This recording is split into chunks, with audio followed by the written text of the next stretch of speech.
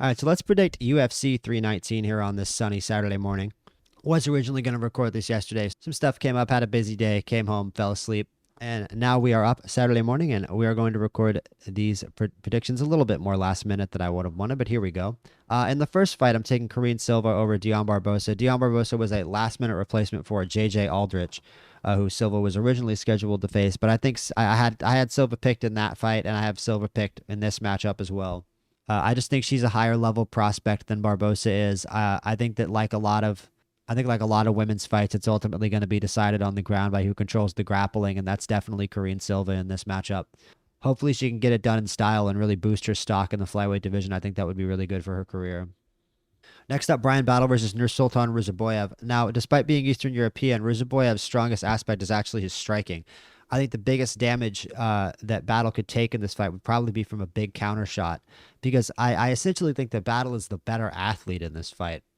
And I think he actually has the capability to win this fight, both standing up and on the ground. Ruziboyev just has really long legs, long arms that can prevent him from being as stable in the grappling as you would think that he would be. He really is a striker, and a rangy striker at that. So if Battle can use his athleticism, use his speed, get in and out, keep the fight at close range, control the fight at close range when he gets into close range, I think this could be a pretty easy win for Brian Battle. So I'm taking Brian Battle in this fight. Now, next up, pretty good fight for being so far down the card. Edson Barboza versus Dricus du Plessis. Goes without saying, looking at both of their records, that Barboza is the one with more damage, the one with more UFC mileage. And I mean, the amount of UFC experience could be a big help for Barboza in this fight, but it could also be a big drawback. Because when you're fighting high-level guys like Barboza has for his entire career, it's just not great when you've taken that much damage from that many guys at that high of a level, because you're just taking that much more damage. I think you guys understand what I'm saying there. And Klose is a very unconventional fighter, a very unconventional striker. And this fight could end up being very boring if neither of these guys pushes on the gas. Somebody's going to have to come forward and be willing to take a risk in this fight on the feet, and especially if Edson Barboza takes a more defensive approach and tries to prevent himself from taking damage, which is a lot more likely at this point in the career.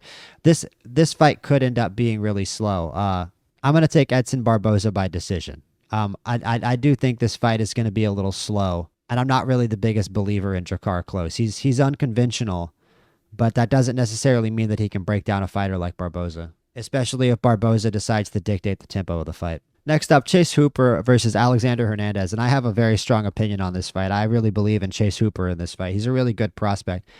He's a better striker than Hernandez. He's got better submissions. He's a lot taller. He's a southpaw.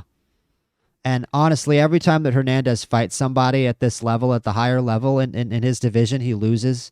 He's just got a very clear ceiling. It's mean to say, but it's true. He gets up to a certain level in his division, and he just loses.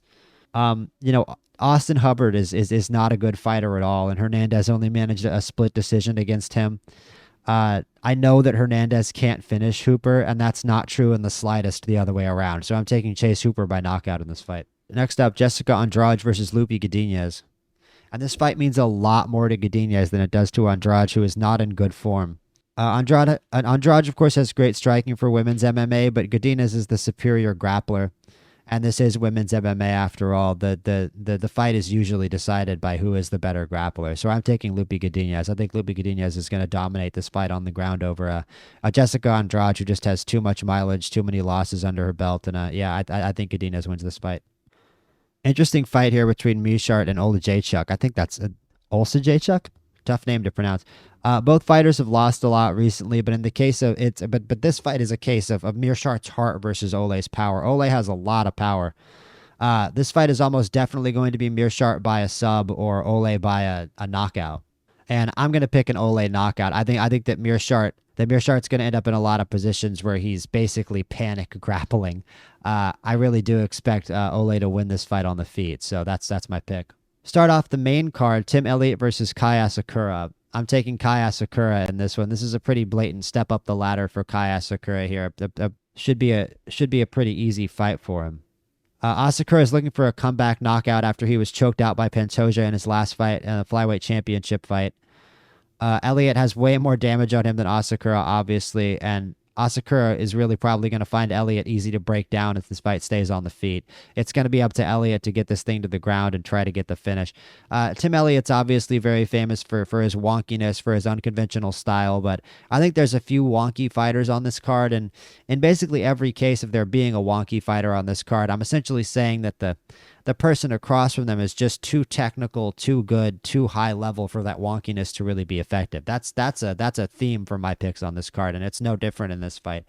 I think Kaya Sakura is just too good. Tim Elliott's wonkiness, Tim Elliott's unconventionality, it's not going to be enough. Kaya Sakura, I really think he can just march straight forward, walk down Tim Elliott on the feet, and I think he also has the skills to control him on the ground. I don't think this fight's going to be any problem for Kaya Sakura.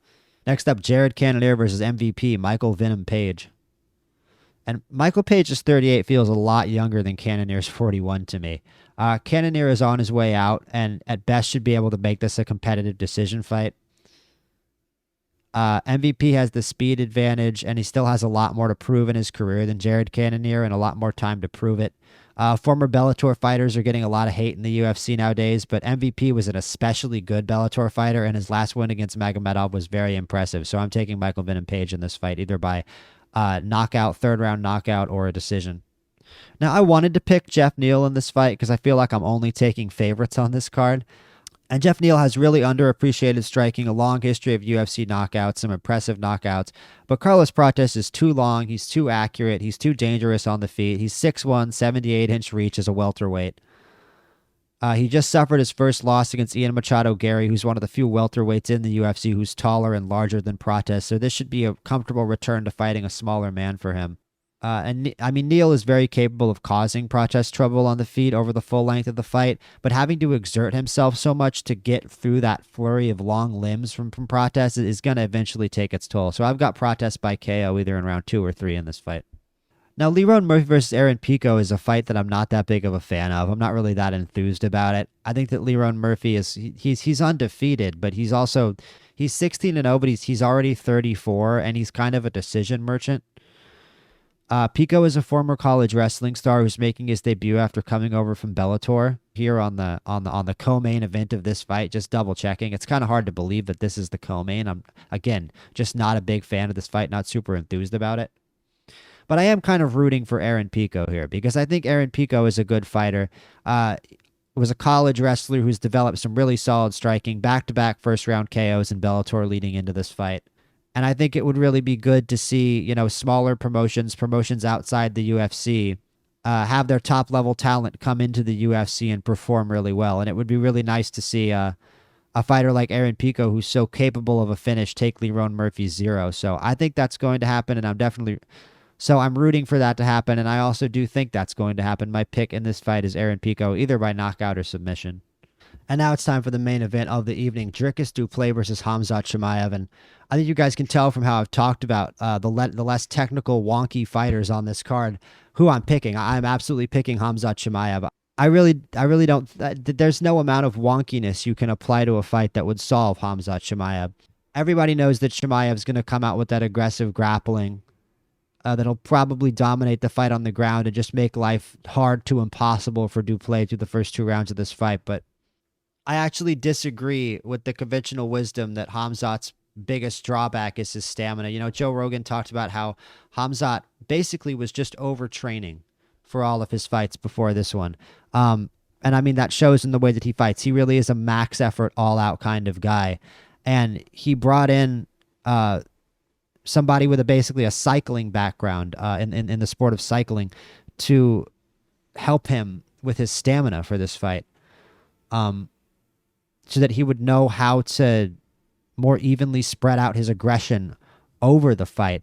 And a Khamzat with a better understanding of strategy, a higher understanding of strategy, the one that he's demonstrated, which I think he definitely has a grasp on. He's obviously a very intelligent fighter as well. And that's what makes it so terrifying. It's very intelligent aggression. He's always looking for that finish. He really does have that predatory instinct. And I don't really think that Dricus being wonky and unconventional, and it's just not going to shake Khamzat. It doesn't matter what you just did. You're still right here in front of me. The goal is to break you down, win the fight, and get the finish. And it doesn't matter what goofy thing you just did. You're still standing right in front of me, and my goal as a fighter is to destroy you. That is Khamzat Chimaev's mentality. It's terrifying, but it's going to work. So I've got Khamzat Chimaev by submission in this fight. I don't really think that Dricus has that much of a chance. He's got those really long limbs that Chimaev can just grab onto. And yeah, man, I think Dricus is actually in a lot of trouble here. And I think the smartest thing for him to do, and this is what nobody is talking about, I think the smartest thing for him to do is try to land some kind of big counter shot on that opening round.